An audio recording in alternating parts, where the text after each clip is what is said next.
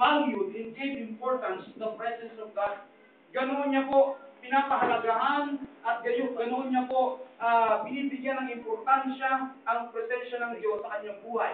Why? Because he knew, alam niya, na kapag wala ang pagsama ng Diyos sa kanyang buhay, hindi niya kayang i-lead yung mga Israelita papunta doon sa lupang pangako at hindi siya magtatagumpay sa mga laban na kanyang kakaharapin papunta sa Promised Land.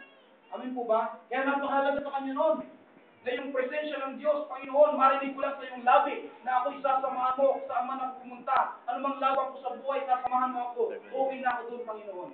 Dahil alam ko, kapag wala ang pagsama mo, Panginoon, sa aking buhay, hindi ako kailanman magsasaksi at magtatagumpay sa buhay.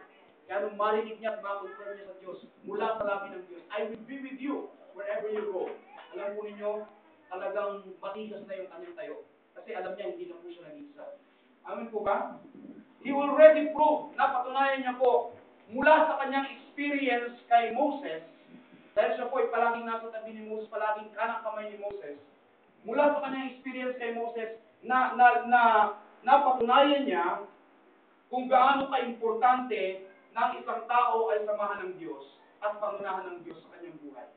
Nakita niya kung paano sinamahan ng Diyos si Moses mula pa sa Ehipto sa kanilang pagkakaalipin hanggang sa sila'y makalaya dito at dalhin po sila sa ilang. Nakita niya ang mga himala na ginawa sa pamamagitan ni Moses. Nang wala po silang makain, nagpadala po ang Diyos, dahil sinasamahan si Moses, nagpadala ang Diyos ng mana at nagpadala ang Diyos ng tubo na kanilang nakainin. At nung sila po ay mainitan sa hindi ng sikat ng araw sa ilang, ano po yung ginawa ng Diyos? Nag-provide po siya ng makapal na ulap para kanilang masilungan at sila po ay hindi mainitan.